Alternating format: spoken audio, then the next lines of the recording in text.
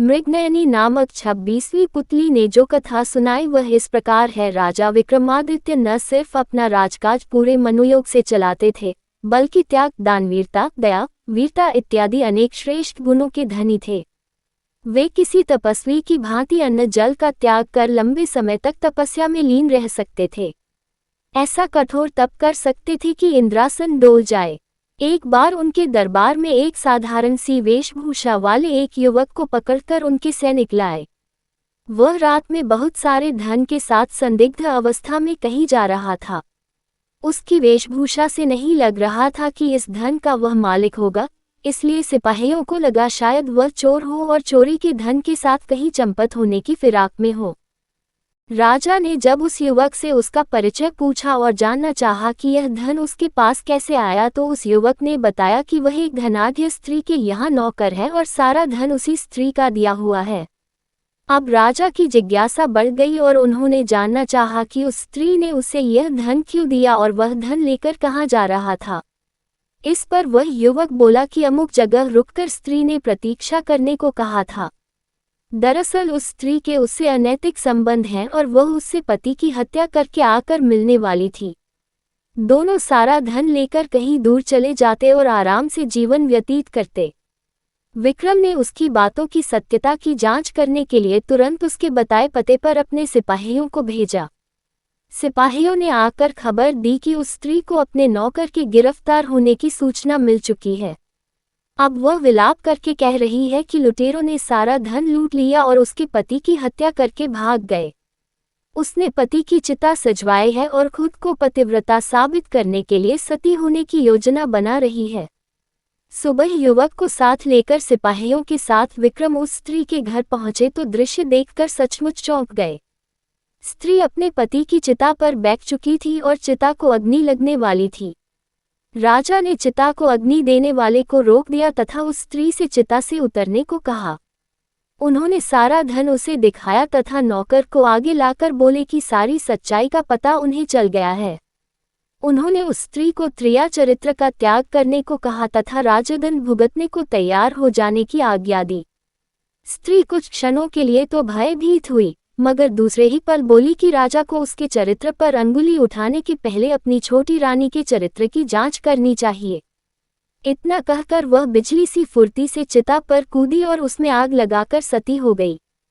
कोई कुछ करता वह स्त्री जलकर राख हो गई।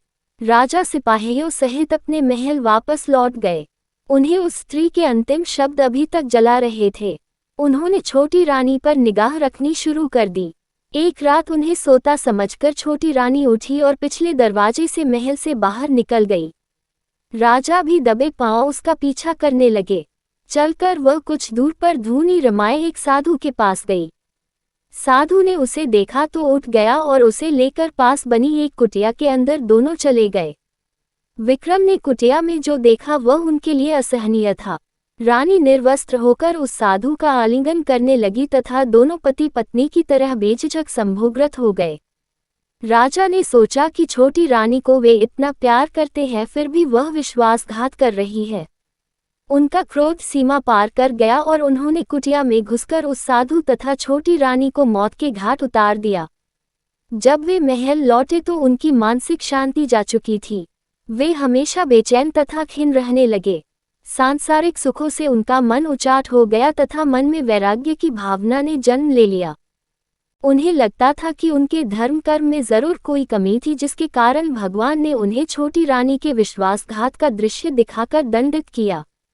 यही सब सोचकर उन्होंने राजपाट का भार अपने मंत्रियों को सौंप दिया और खुद समुद्र तट पर तपस्या करने चल पड़े।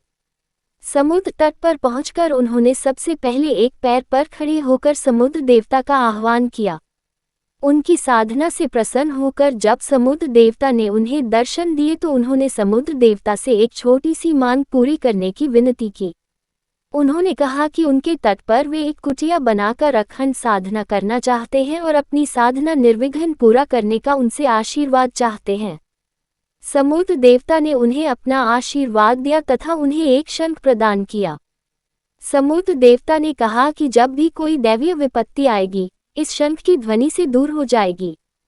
समुद्र देव से उपहार लेकर विक्रम ने उन्हें धन्यवाद दिया तथा प्रणाम कर समुद्र तट पर लौट आए। उन्होंने समुद्र तट पर एक कुटिया बनाई और साधना करने लगे। उन्होंने लंबे समय तक इतनी कठिन साधना की कि देवलोक में हड़कंप सच गया। सारे देवता बात करने लगे कि अगर विक्रम इसी प्रकार साधना में लीन रहे तो इंद्र के सिंहासन पर अधिकार कर लेंगे। इंद्र को अपना सिंहासन खतरे में दिखाई देने लगा। उन्होंने अपने सहयोगियों को साधना स्थल के पास इतनी अधिक वृष्टि करने का आदेश दिया कि पूरा स्थान जलमग्न हो जाए और विक्रम कुटिया सहित पानी में बह जाएं। बस आदेश की देर थी। बहुत भयानक वृष्टि शुरू हो गई। कुछ ही घंटों में सचमुच सारा स्थान जलमग्न हो जाता और विक्रम कुटिया सहित जल में समा गए होते। लेकिन समुद्र देव ने उन्हें आशीर्वाद जो दिया था, उस वर्षा का सारा पानी उन्होंने पी लिया तथा साधना स्थल पहले की भांति सूखा ही रहा। इंद्र ने जब यह अद्भुत चमत्कार देखा तो उनकी चिंता और बढ़ गई। उन्होंने अपने सेवकों को बुलाकर आंधी तूफान का सहारा लेने का आदेश दिया। इतने भयानक वेग से आंधी चली कि कुटिया तिनके तिनके होकर बिखर गई।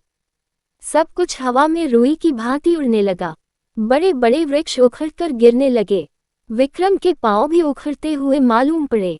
लगा कि आंधी उन्हें उड़ाकर साधना स्थल से बहुत दूर फेंक देगी। विक्रम को समुद्र देव द्वारा दिया गया शंख याद आया और उन्होंने शंख को जोर से फूंका। शंख से बड़ी तीव्र ध्वनि निकली। शंख ध्वनि के साथ आंधी तूफान का पता नहीं रहा। वहां ऐसी शांति छा गई मानो कभी आंधी आए ही न हो।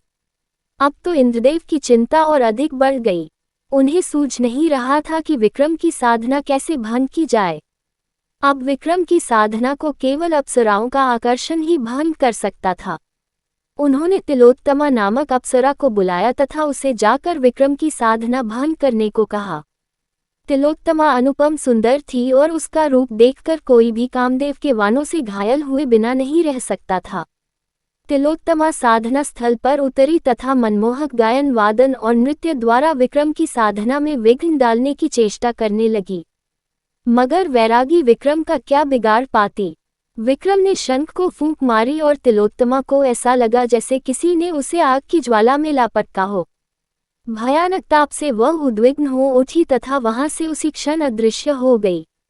जब ये युक्ति भी कारगर नहीं हुई तो इंद्र का आत्मविश्वास पूरी तरह डोल गया।